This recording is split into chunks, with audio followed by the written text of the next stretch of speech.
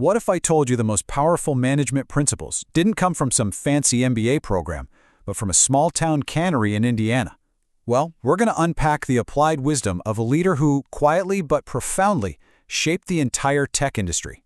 We're talking about Jim Morgan, the former CEO of Applied Materials. And listen, if you're watching this on a phone, a laptop, or a tablet, you've already touched technology his company made possible. Their tools are inside nearly 1 billion devices sold every single year. But here's the thing.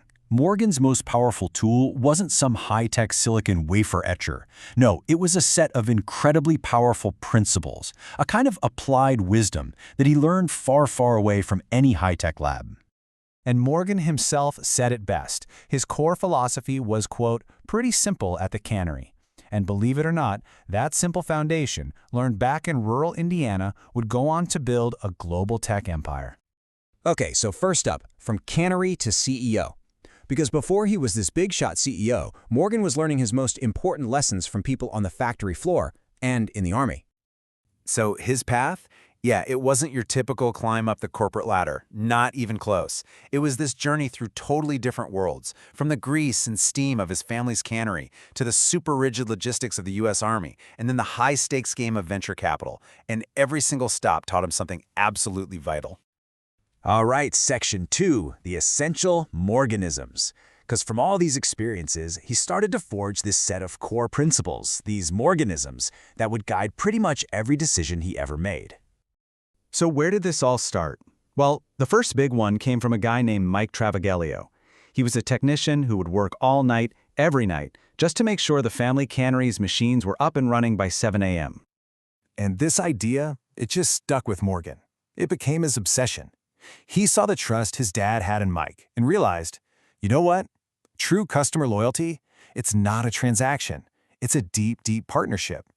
You have to treat your service providers like your success actually depends on them. Because, well, it does. So what about finance? You'd think he'd learn his biggest money lesson in some fancy MBA class, right? Nope. He learned it from the president of a steel service company out in Philadelphia. Now, this phrase sounds so simple, but it is an incredibly profound financial strategy. Basically, if you manage your costs on the front end with real discipline, whether that's raw materials or even buying whole companies, you've already won half the battle for being profitable. It's all about nailing the fundamentals. And then there's this one. Principle 3, always face the elevator door.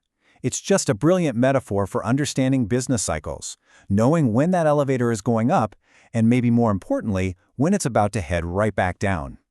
So here's how that actually works in practice. The key is to anticipate the next shift. When times are good and revenues are strong, you don't just spend it all. You save up, you prepare for the bad times, so that when your competitors are forced to pull back in a downturn, you can double down on R&D. And that's how you come roaring out of the downturn with these leapfrog products that dominate the market. So Morgan's got his principles, right? But the real question is, would they actually work under extreme pressure? He took them to the one place that would test them to their absolute limits. A failing tech company that was right on the brink of disaster. Get this. When Morgan walked into Applied Materials back in 1976, the company was $9 million in debt. I mean, they were on the verge of total collapse. And the very first thing he says to his bankers, now that we are partners, just think about the guts that takes. He completely reframed the whole relationship. It wasn't creditor-debtor anymore. No, it was a partnership, and they were all focused on a successful turnaround. He made them part of the solution from day one. Okay, so with the bankers on board as partners, he then went to work on the customers. He threw out the old playbook of just reactive service and brought in his cannery-inspired flying wedge strategy. This meant sending a whole proactive team to partner with customers, not just one technician. They weren't just fixing machines, they were selling success. And this built so much trust that customers started sharing their secret product roadmaps with them, which let Applied literally build the future before anyone else even knew what was coming. And the result? I mean, look at this. It was absolutely staggering. By applying these simple, powerful, common-sense principles, he took a company on the verge of bankruptcy and turned it into the undisputed worldwide leader in its industry. Just incredible. But here's what's really cool. Morgan proved that this kind of wisdom wasn't just for business. It wasn't just about the bottom line. It was a universal framework for getting things done, even in the world of philanthropy. he took that same logic, that same idea of partnership and long-term thinking, and applied it to conservation. For instance, he helped the Nature Conservancy broker this amazing deal where rice farmers who were being pressured to stop burning their fields instead agreed to flood them. What happened?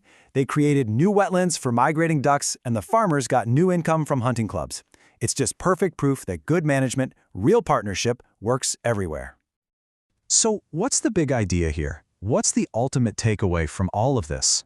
Well, it's the one skill that kind of synthesizes all these lessons, something Morgan calls court sense.